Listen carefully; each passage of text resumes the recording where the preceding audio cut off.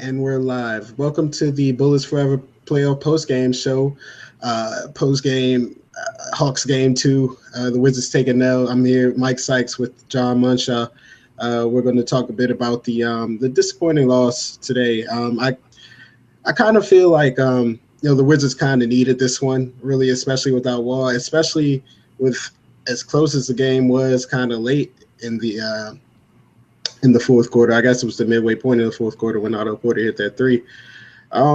John, did you feel like the Wizards needed this game at all to kind of just push them ahead in the series and put their foot on the Hawks' throat?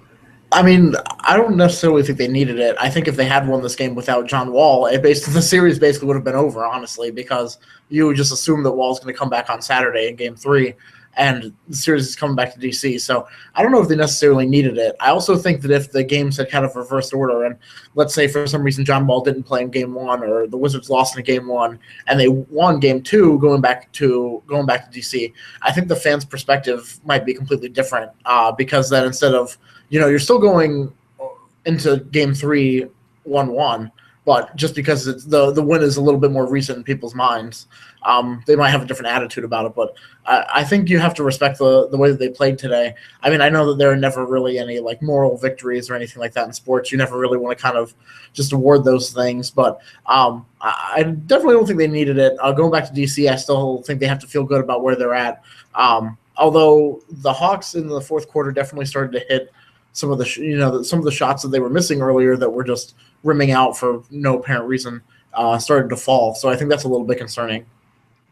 Yeah, if I could just channel my inner Paul Millsap really quick, I think this internally, this does feel like kind of a win for the Wizards. Like you said, they took Game 1, and that was probably the most important game for them in this series because it just establishes them and it gives them home court. I guess the goal was to just get one and then get back to DC, but I don't know. I really felt like the game was kind of in reach there, and if they could have taken it, then that might have been it for the Hawks. The Hawks haven't been playing really well as of late. I still feel like the Wizards haven't gotten their best shot at this point. You don't sound like you're worried at all about that, though. I definitely think I would be worried, but I think that this is the best that the Hawks are going to be playing right now. But like I said, they were just getting a lot more shots to fall this time that they didn't get in Game 1. In the third quarter, I distinctly remember Pero Antic had 3 seconds to line up a three-pointer, and he even looked down at his feet to make sure that he was behind the three-point arc, and it went in and then came out again. And it's just they're getting open shots, and the Wizards are letting them get open shots. Their rotations today on defense weren't great, especially when Nene was on the floor. They had a couple times they definitely struggled on the rotations, and they left a lot of guys open on the wings for three-pointers, and sometimes they'd miss them and sometimes they'd make them. And I certainly think that this might be the best Hawks team that they face. I just don't know if the way that the Hawks have been playing in the second half, well, not so much the second half of the season, but the past 2 months, I would say, I don't know how much better they're going to particularly get. But like I said, they still got a ton of open looks today, and sometimes it went down, sometimes they didn't. But it is the Hawks, and as we saw in the fourth quarter, there's going to be times when Antich and Kyle Korver are hitting those open threes, and DeMarre Carroll hit a couple today too. So there's going to be times when they're just going to make those threes, and the Wizards have been letting them get those opportunities. So it's just a matter of whether or not they start falling more frequently or not. Yeah, DeMarre Carroll had another 20-plus point game. And I guess it's been kind of a common theme for him over these last couple of games, but it really feels like the Wizards are kind of giving him these shots because historically he's an okay shooter, but he's not great. And I think that even though the Hawks, they play a lot of lineups where 5 guys will be outside of the paint and everyone can shoot, but they still don't have every player on the team is not an elite shooter.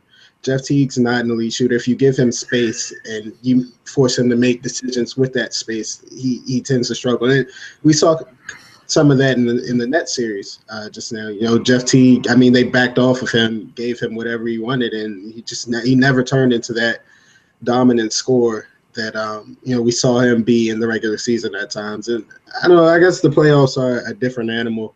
And even though the Hawks are really getting some solid open looks, I think those looks are coming from shooters who aren't so great. And so while those looks are open, I don't think we should expect those to just drop every single time, even though they're wide open. You see what I'm saying? I don't know. That makes sense. That makes sense. I feel like I just confused. No. I mean, I certainly, if you're going to choose on the Hawks who's going to take all the threes, you would probably prefer that it be somebody like DeMarre Carroll. I do think that in terms of players on the Hawks stepping their game up, I think even we didn't get Jeff Teague's best performance tonight either. So that is one thing that I think the Hawks could improve. Well, that's where you could see the Hawks improve in the games coming up here is if Jeff Teague kind of finds that next level that he found in the playoffs last year.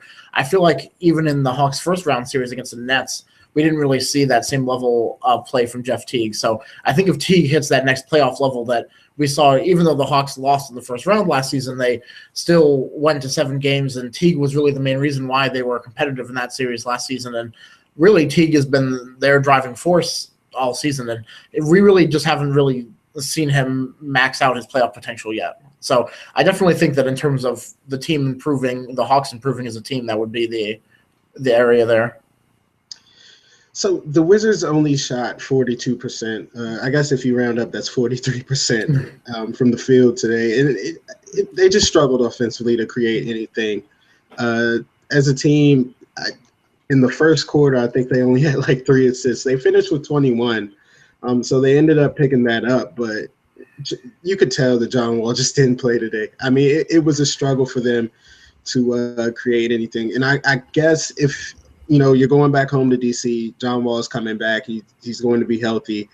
I guess we should be confident going into that. But if John Wall's not at 100% at any point in the series, do you feel like this could be something that we see from them consistently? This struggle offense, I guess. Yeah, definitely. Yeah, because I think the problem that the Wizards had on offense tonight was they fell back into that regular season Randy Whitman offense of taking too many long twos. There's a couple times when Bradley Beal was very close to the three-point line and he didn't step back. He didn't take that extra half step backwards, and then sometimes he'd make them, and sometimes he'd miss them anyways. But they ended up just being very long twos when the extra half step would have given him a 3. So, like you said, there was just a lot of times when they just weren't creating for themselves. They were taking contested long twos that are never fun to watch, and that was really what caused them to struggle so much in the second half of the season after the All-Star break, was when their offense fell into that rut of just taking so many long twos and not moving enough near the basket. I also think that Nene, certainly him being on the floor as much as he did, I understand that you have to kind of balance egos and whatever, and you are paying him to be the starting power forward, but I really would have just liked to see them stick with Pierce at the 4 and do Sessions, Beal, Porter, Pierce, and Gortat, and then Gortat obviously followed out, so that didn't help either. But I much rather would have seen them run Pierce at the 4. I just think offensively that's made them better. It helps them with spacing. When you're playing Gortat and Nene at the same time, cutting to the basket can be really difficult because you have both those guys clogging the paint.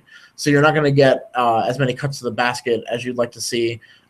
Even when Drew Gooden's out there, at least he gives them a 3-point shooting option, which I know came out of nowhere and is silly because Drew Gooden somehow just keeps coming back from the dead to get playoff minutes. But at least with where they're at right now, it kind of presents a better option. So I think those were the 2 things that they really missed, was that Wall wasn't creating as much for them, so they had to take longer twos.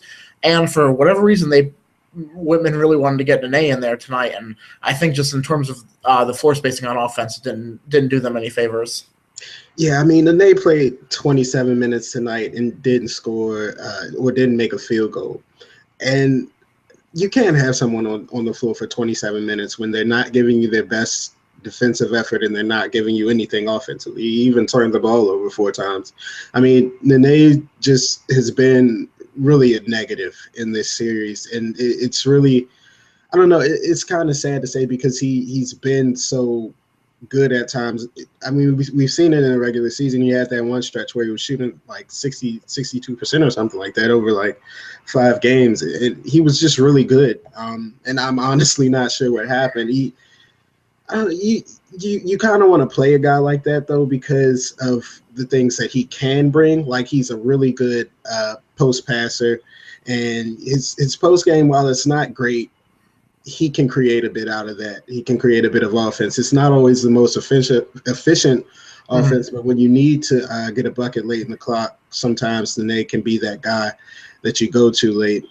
I don't know. I kind of feel for Randy because, like I said, Nene's been pretty good at times for this team. He's been here through the toughest times over the last 3 or 4 years, but I kind of agree with you. I think I probably would have gone with Pierce or Gooden there at the 4 late. Maybe even throw Chris Humphries in there if you want to. I don't know. I'm honestly not sure what's up with him, but just Nene was just so bad today.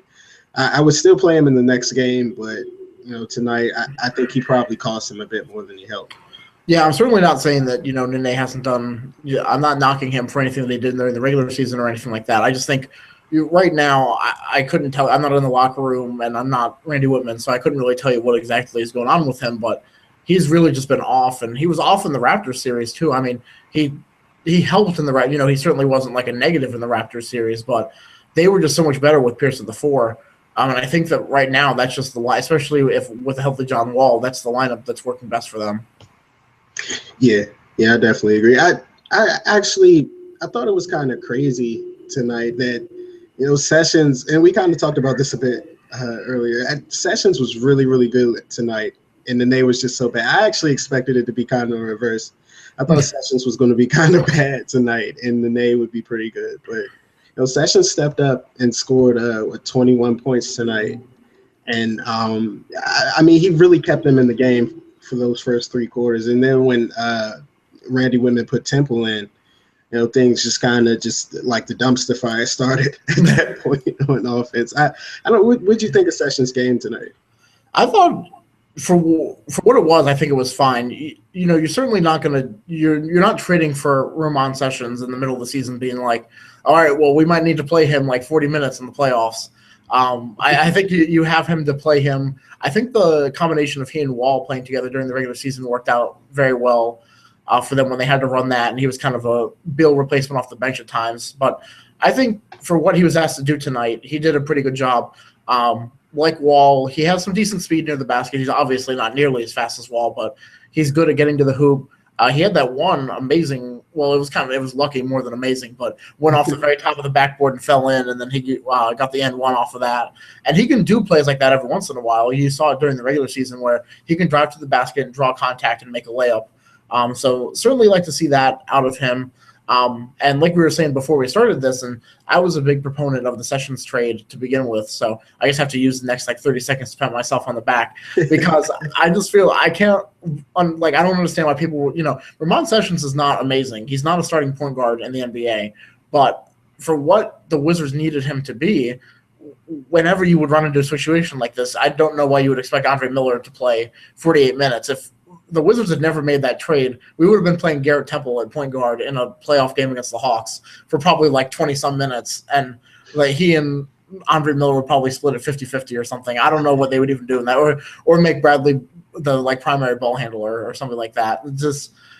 I just don't understand why people were knocking the trade. And now it's kind of paid off because, like I said, Sessions does a lot of the things that Wall does. Not as good, obviously, and not as high of a level as John can do them, but certainly brings a lot of the same skills to the table, mainly driving to the hoop. And Bradley Beal also worked great tonight as a facilitator. I think he had I don't have the box score up in front of me, but I think he had 5 or 6 assists that he finished the game with. He had a couple of great passes tonight. So he had 7. Yeah, okay, yeah. So certainly like to see that out of him too. So I kind of liked how Sessions and Beal played off of each other as well, kind of splitting duties as primary ball handlers. And obviously when Beal's on the floor without Wall, Beal is their best offensive option, so he's going to draw the most attention. So if he can find those passes to the wings or find passes inside when he's getting a lot of attention, I certainly think that helps a lot if Wall's not out there. But Sessions, all in all, I think played pretty well because, like I said, you have to look at his numbers and you have to look at his performance with the expectation that coming into when he woke up this morning, he wasn't expecting to play 35-plus minutes in a playoff game. Right. Yeah, I actually agree with you with the whole Sessions and Miller thing. I don't know. Miller, he was good while he lasted here, but I felt like that it wasn't going to last that long. I feel like he didn't play any more than like 10 minutes in a regular season game this season. Like, he just couldn't. I mean, he's an old guy now, like he's on the brink of retiring. I thought the trade was pretty good. Like, statistically, it didn't look very good because Sessions, I mean, he was terrible in Sacramento, but that's definitely not the most efficient scorer. Right, exactly. And like you just said, his strength is driving. And in Sacramento, those lanes are clogged with Boogie Cousins down there, playing on the block. I don't know. I felt like it would be a much better fit here for him, and it has proven to be because, this is a team that likes to, like, they're not the fastest paced team, but they do like to get out in the open floor when they can, and they have a lot of options in the open floor.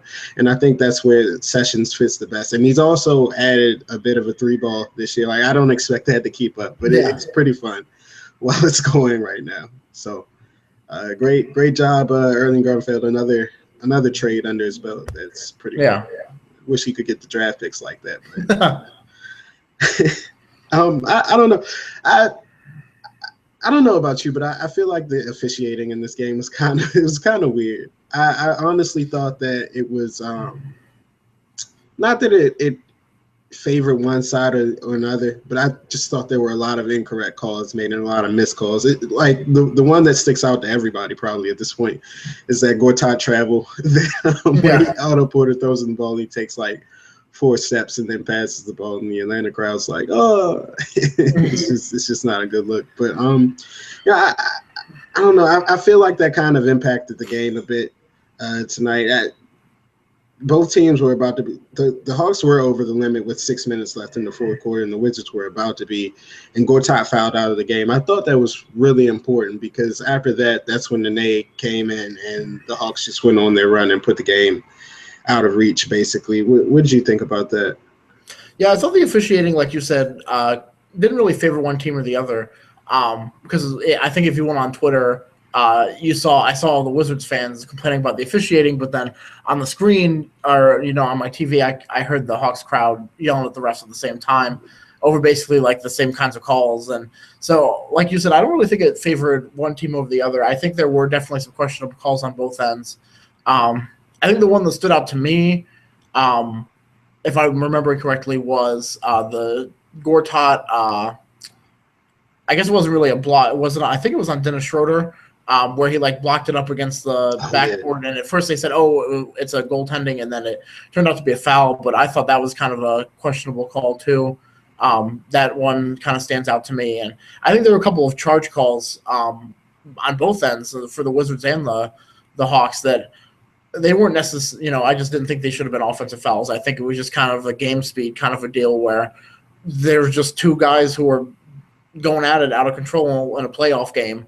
And sometimes that kind of contact ends up looking a lot worse than it truly is, and probably doesn't have as great of an impact on the play as they think. But I don't think I certainly don't think you could walk away from it and saying, "Oh, if the Wizards got this one call going their way, it would have swung the game" or anything like that. And I certainly don't think one call swung it toward the Hawks either.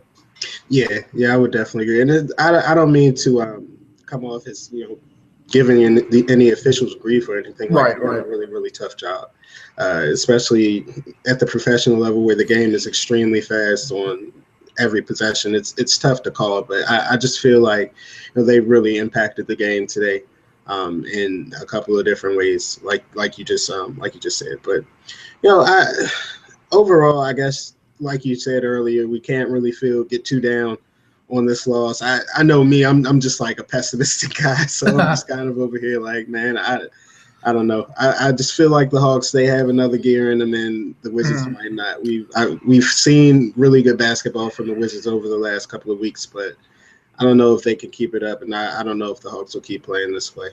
Well, in my official prediction for the Raptors series, I picked the Raptors to win in 5, and then the Wizards ended up sweeping. So I guess I'm not an expert on making predictions anyways, but I certainly feel like there's a lot of good stuff to feel, there's a lot of stuff to feel good about, especially you're assuming that Wall will be back on Saturday, going back into DC. So we'll certainly see. And honestly, I kind of have the same outlook that I had during the Pacers series last year in the second round. no one is, really expecting the Wizards to win. I think that the Wizards kind of got caught up in the fact that they swept the Raptors, and a lot of media members kind of started talking about them then over the weekend. Like, I listened to the BS report with Bill Simmons and Brian Windhorst, where they basically I was driving in my car, and it was like 25 straight minutes of them talking about the Wizards, and I was like, oh, man, don't get my hopes up, because it was the Raptors, and the Raptors in that series, for as good as the Wizards look, the Raptors also played so poorly, and Kyle Lowry had such a bad series. But there is a lot to feel good about, but like I said, kind of thinking back to the Pacers series too, I really just wanted them to be competitive. I would feel awful if they just went back to DC and then lost 3 games in a row and that was the end of the series. I think the Wizards will put up a much better fight than that. I think they'll push this series to 6 or 7 games. Yeah, I'm with you. I actually have them winning the series. I had them winning in 6, but I don't know, man. The Hawks are just playing. They were playing really bad, and now it's just like I really felt like they wouldn't take the first 2 in Atlanta for whatever reason, because they were a terrible road team during the season, and then when they got in the playoffs, it just all switched or whatever. But I still feel good about the series. Like I just said, the Hawks will probably give them a really good shot, but I feel like the Wizards can counter it, though. There were a lot of things that they did today that just were they can easily adjust. I definitely think when Beal and Pierce are clicking at the same time, and if Wall was out there tonight to help them in those basically the final 9 to 7 minutes, when you're running that lineup with Pierce at the 4, and if Beal is hot, the Wizards can score. They can score 9 points in 60 seconds without you realizing it. You get 2 turnovers, or you get a couple misses and a Gortat rebound and an outlet pass or something like that. They have the ability to make threes very quickly when the right guys get hot, and I think that's what's going to keep them in the series. Is for all the great 3-point shooters that Atlanta has on its roster, obviously, the Wizards, when they're taking threes, can hit them.